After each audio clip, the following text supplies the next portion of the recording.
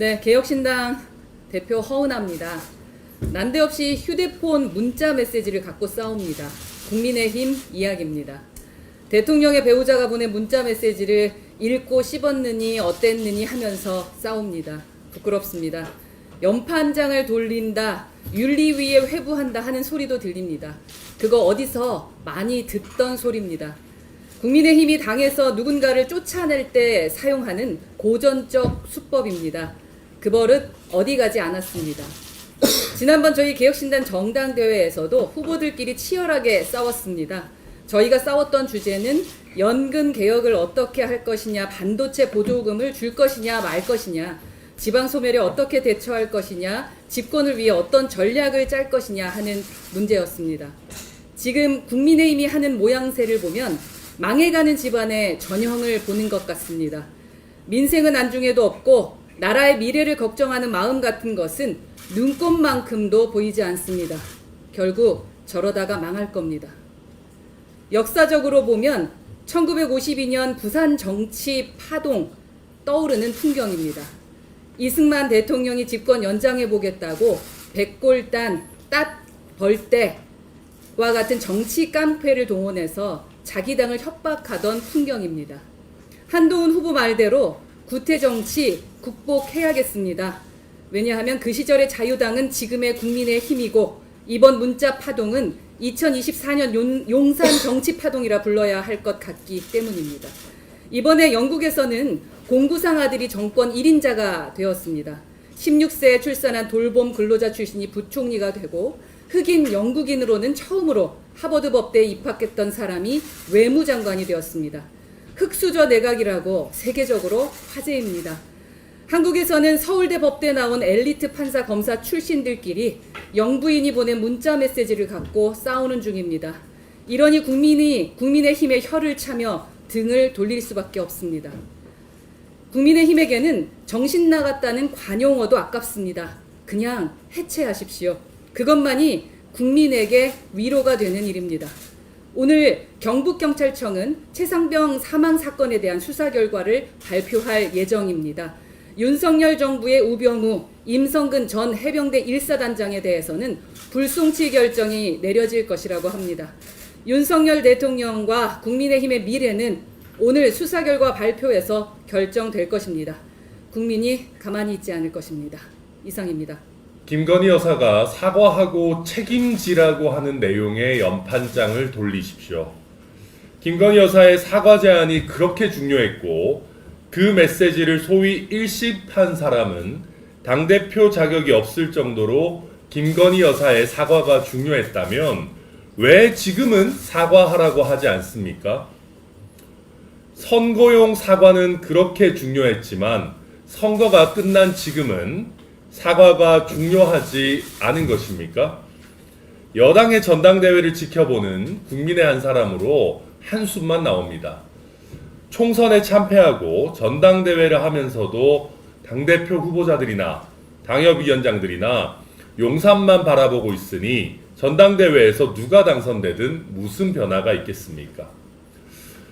김건희 여사가 사과할 뜻도 강하다는데 대통령실도 이번 기회에 디올백의 위치와 현황을 국민 앞에 신속하고 투명하게 공개하십시오.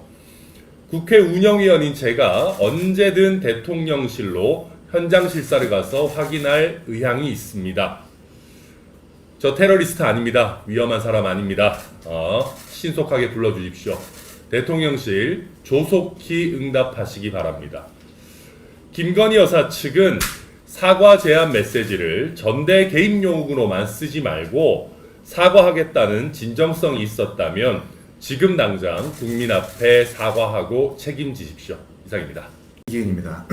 기억하십니까? 지난 3.8 국민의힘 전당대회에서 천하용인 팀은 각 권역의 오랜 수건인 지역 현안들을 연설의 주제로 삼았었습니다.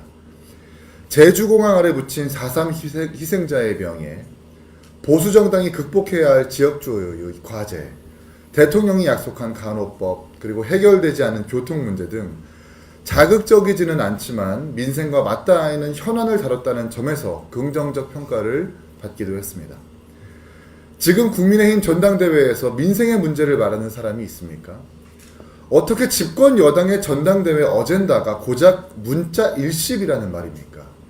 중요한 민생의 문제는 제쳐두고 시덥잖은 영부인의 문자 내전으로 당과 정부, 당 내의 의원들이 이전 투구를 벌이고 있는 것이 작금의 국민의힘 전당대회 풍경입니다.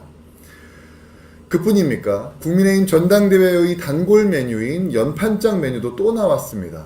초선, 재선, 다선할 것 없이 권력자의 심기를 건드리는 인사라면 누구든지 집단 린치를 가하는 정당, 이참에 국민의힘을 연판장당이라고 개명을 하는 건 어떻습니까?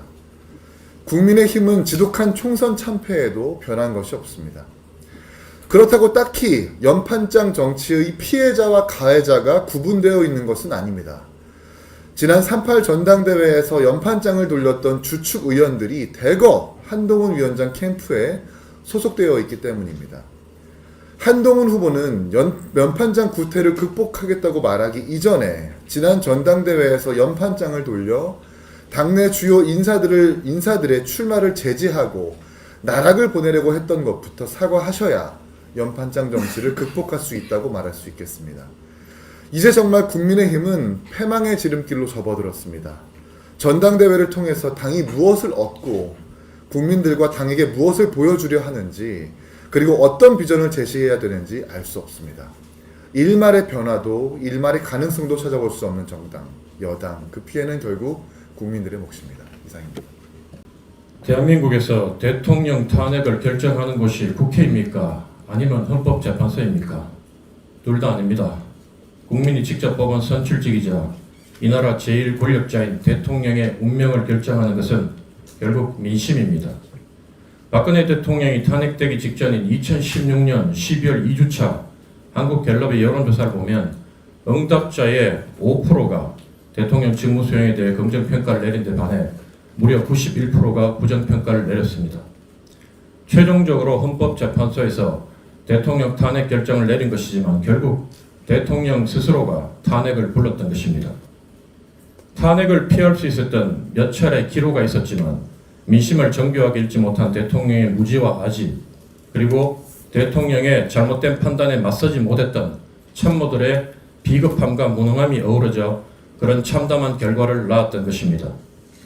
사건 초기에 실제를 국민 앞에 솔직하게 밝히고 진심으로 사죄하며 잘못을 바로잡았다면 절대 탄핵까지 가지는 않았습니다. 그런 점에서 보면 현재 대통령과 정부 여당은 계속 어린석은 짓을 반복하며 스스로 탄핵의 빌미를 주고 있고, 연이은 총선 압승으로 민주화 이후 가장 강력한 의회 권력을 구축한 더불어민주당은 끊임없이 민심을 선동하며 탄핵을 유도하고 있는 형국입니다.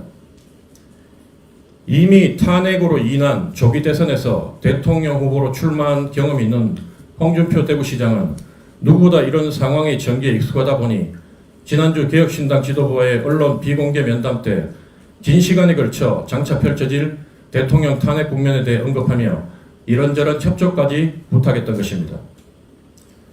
최근 조국 의원은 탄핵으로 가는 열차의 시동을 걸기 위한 연로가 아직은 부족하다고 했고, 박찬대 민주당 원내대표는 이번 해병대원 특검법 수용 여부가 윤석열 정부 국정기조의 변화를 가늠하는 기준이 될 것이라고 했는데 이게 대체 뭘 의미하는 것이겠습니까? 민심이 흘러가는 것에 따라 정치권이 반응하는 게 아니라 이미 범진보 정당들은 대통령 탄핵이란 공통의 정치적 목표로 분명히 설정한 상태입니다. 그리고 이를 위해 대통령의 지지율을 지금보다 한 10% 정도는 더 끌어내려야 한다는 것을 잘 알기에 요즘 그것에 사활을 걸고 있는 것입니다. 국회 국민동의 청원의 숫자가 올라가는 걸 무슨 흥미진진한 스포츠 마냥 신나게 중계하고 접속이 원활했다면 500만을 넘었을 것, 이것이 윤석열 정권과 국민의힘을 심판하자는 국민의 목소리라며 연일 더불어민주당 지도부가 나서서 여론을 자극하는 모습이 전개되고 있습니다. 기어이 탄핵을 매조짓고 조기 대선을 통해 정권 탈환의 시기를 앞당기겠다는 의회 독점 권력 더불어민주당의 향후 집권 계획과 의지를 분명히 읽을 수 있는 대목입니다. 윤석열, 이재명 두 최악의 인물이 치른 역대 최악의 비호감 대선에서 패한 직후부터 지금까지 이재명 대표는 단 하루도 윤석열 대통령이 나라를 잘 이끌어 국민의 삶을 편안하게 해주길 바란 적이 없습니다. 그간 보아온 윤석열 대통령과 국민의힘의 독선과 무능, 비겁함과 천박함을 모르는 바 아니지만 단 하루도 국정에 협조함 없이 오로지 정권 탈환에만 혈안이 되어온 이재명 대표와 더불어민주당의 행태 역시 역사를 후퇴시키고 국민 가슴에 대못받기는 매 한 가지입니다. 이미 국민들은 박근혜 대통령 탄핵 이후 그 대안이란 게 기껏해야 부패한 운동권 인사들로 채워진 무능한 문재인 정권이었다는 걸 고통스러운 경험으로 충분히 학습해본 상태입니다. 오죽하면 집권 초기 90%의 국민들이 열렬한 지지를 보냈음에도 단 5년 만에 그것도 자신들이 칼잡이로 키웠던 평생검사 정치 초짜에게 정권을 넘겼겠습니까? 문재인 정권도 그랬는데 하물며 윤석열 정권의 대처자가 이재명 정권이라니요. 실제로 그런 일이 벌어진다면 차기 정권 출범하는 첫날부터 윤석열 정권 때보다 더한 반목과 반대, 분열과 혼란이 시작될 게 불을 보듯 뻔합니다. 오로지 대통령 탄핵과 대통령 지키기에 모든 국력이 소진되며 국운이 추락하고 있는 지금의 국가적 위기를 타개하기 위해서라도 극단에 휘둘리지 않는 국민의 냉철함과 양심이 남아있는 정치인들의 용기가 절실합니다. 저는 우리 개혁신당이 그러한 대한민국 구하기 운동의 선봉에 서게 되길 간절히 소망합니다. 이상입니다. 네, 안녕하십니까. 전승윤입니다. 오늘은 저는 현안보다 저는 토요일 날 이긴 수석 최고와 함께 대구에 방문해서 오렌지 봉사단과 함께 대구 치킨 페스티벌을 참가해서 봉사도 하기도 하고 페스티벌을 함께 즐기고 당원들의 얘기도 많이 들었습니다. 그러면서 제가 느낀 것은 우리 개혁신당이 좀 더 잘해야 된다라고 생각이 들었습니다. 우리 당원분들은 우리 대한정당으로 생각해 주시고 많은 기대를 하고 있는데 우리 개혁신당이 좀 더 잘해서 그 기대에 부응했으면 좋겠고, 우리가 이제 각 지역의 조직위원장이 선출되셨는데 조직위원장 분들께서 일정 부분 간담회 자리를 마련해 주시면 저는 언제라도 가겠다라는 말씀을 이 자리를 빌려서 말씀드리겠습니다. 그리고 전회차에 제가 미래희망 위원장이 됐는데 사람들이 잘 모르는데 도대체 무슨 위원회냐 잘 모르십니다. 그게 이제 만 40세 미만으로 다른 당과 비교해 보면 청년위원회 정도 될 것 같은데 저는 이 위원장 되면서 다른 당과는 전혀 다를 것이다. 다른 당과는 전혀 새로울 것이다라고 말씀드리겠습니다.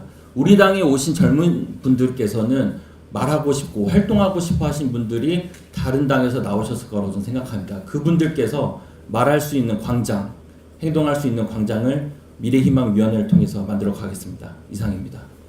드디어 정부가 의료농단 트리플 크라운을 달성하려나 봅니다. 오늘의 의료를 붕괴시키고 어제의 환자의사 관계를 박살내더니 이번에는 드디어 내일의 의료까지 망치려 듭니다. 교육부가 정부의 의료 개혁에 발맞추어 의대 평가 기준을 손대려는 움직임이 있습니다. 이에 대해 의학교육평가원이 의학교육의 질 저하에 대해 우려를 표했습니다. 국내 유일의 인증기관이자 국제적으로 인정받는 검증기관이 책임감 있게 일하고 있다면 마땅히 해야 할 말이었습니다. 그러자 교육부가 의학교육평가원에 경고를 보냅니다. 근거 없는 불안을 조장하지 말라고. 기준이라는 건 언제나 충분 조건이 아니라 최소한의 필요 조건입니다.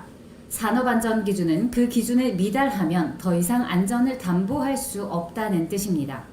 물질의 안전기준은 어떠한 유해 환경이 어느 한계까지만 허용되고 그 기준을 넘어가서는 안 될 때에 설정됩니다. 그러므로 이 기준은 최소한 이 정도는 되어야 신뢰할 수 있다는 약속이기에 국제적인 동의나 연맹성이 특히 중요합니다. 그리고 이 기준을 성실하게 지킬 수 있는 국가만이 비로소 믿을 만한 곳으로 인정받을 수 있게 됩니다. 그런데 이상합니다. 논의도 충분했고 계획도 확실하고 의학교육의 질도 떨어지지 않을 것이다 호언장담하더니 의학교육의 모든 것을 슬금슬금 바꾸기 시작했습니다.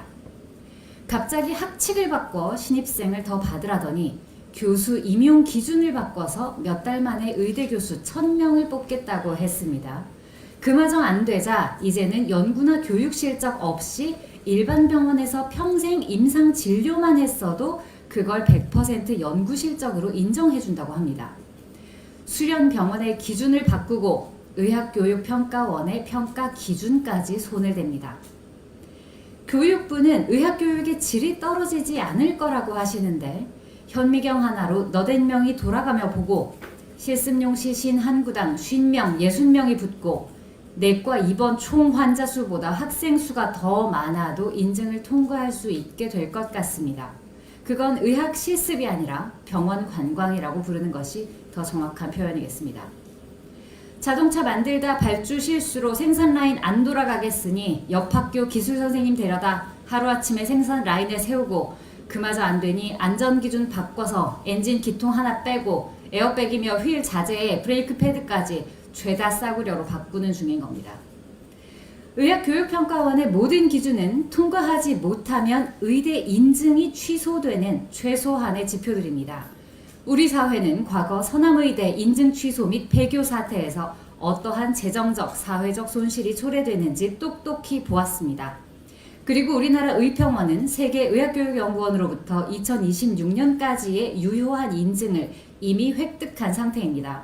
그걸 국가가 나서서 근거도 없이 대충 하라며 깨부수고 있는 겁니다. 허술한 기준은 부실 인증을 초래합니다. 부실 인증은 날림 교육을 낳고 날림 교육은 저질의 의료를 당연한 것으로 만들게 됩니다. 의평원의 기준이 훼손되는 순간 앞으로는 자격 미달의 의사들이 여러분의 몸을 담당하게 될 겁니다. 정부는 2025년 의대 입학 정원이 결정되었고 수험생과 학부모들이 준비 중이기 때문에 이것만큼은 변경이 불가능하다고 합니다. 사기 결혼을 당했지만 아무튼 이미 혼인신고를 했으니 그냥 살라는 말과 비슷한 것 같은데 아무튼 그렇다고 합니다. 저는 한 사람의 국민이자 수많은 진료과의 환자로서 솔직히 제대로 인증받은 의사에게 진료받고 싶습니다. 그러니 교육부는 교육부답게 일해 주시기 바랍니다. 의평원 또한 의평원답게 일해 주시기 바랍니다. 각 부처가 자신들의 전문성에 맞게 소신을 가지고 일할 수 있도록 국민 여러분께서 함께 지켜봐 주시고 감시해 주시기를 부탁드립니다. 감사합니다.